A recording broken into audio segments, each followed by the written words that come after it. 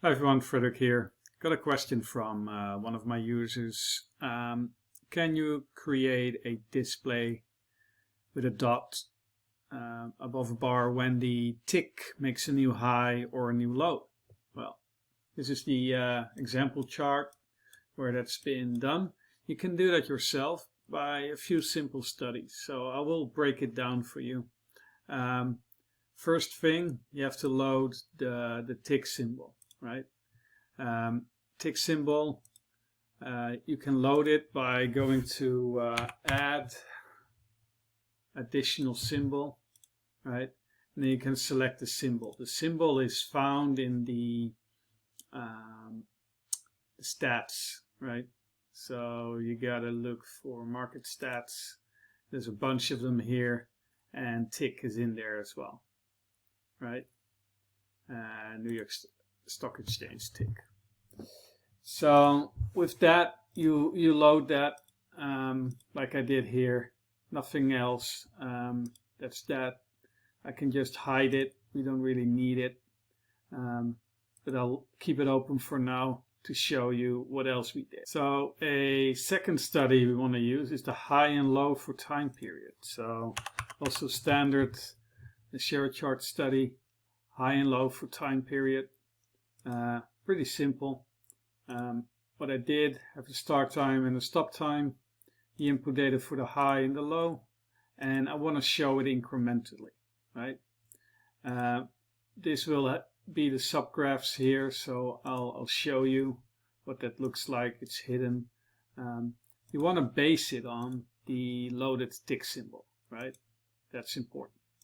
So when you do that, you will see that you will get those highs here and the lows incrementally changing, right, when they make new ones.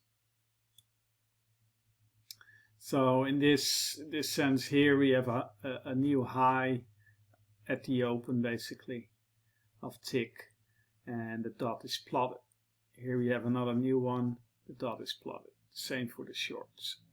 How that's being done is by for new high and new low, I load a color bar based on alert condition study. So color bar based on alert condition can be used pretty simply to have an alert condition here that will be evaluated. Once it is true, it will use a output. In this case, it's the input data, the high, and we will show an offset by 5 ticks from the high. We will show a point, right? So you can change that to whatever you want, but this is how it shows a point. For the low, we do the same thing, and it shows a point on minus 5 ticks from the used input data, which is the low. So minus 5 ticks from the low.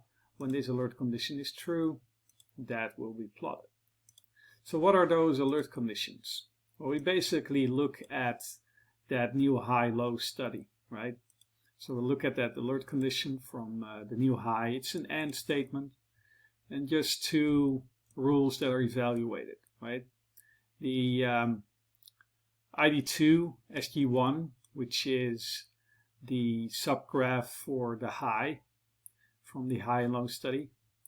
You don't want it to be equal to 0, right? So no 0 plots, that's fine. And what I want as well is that the current high value is greater than the previous one.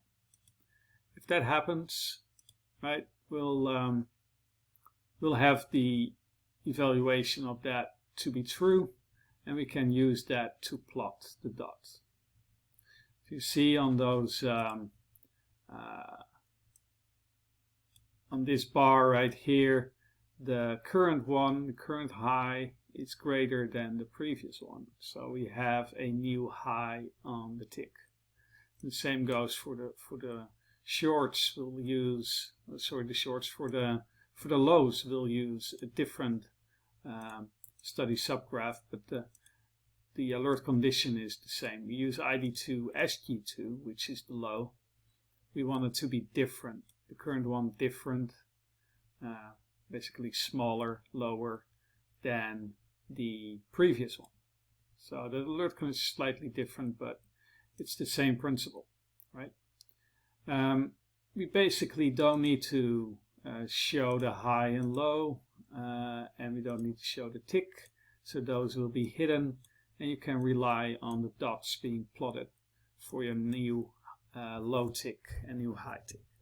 Alright, that was a quick breakdown of this simple thing.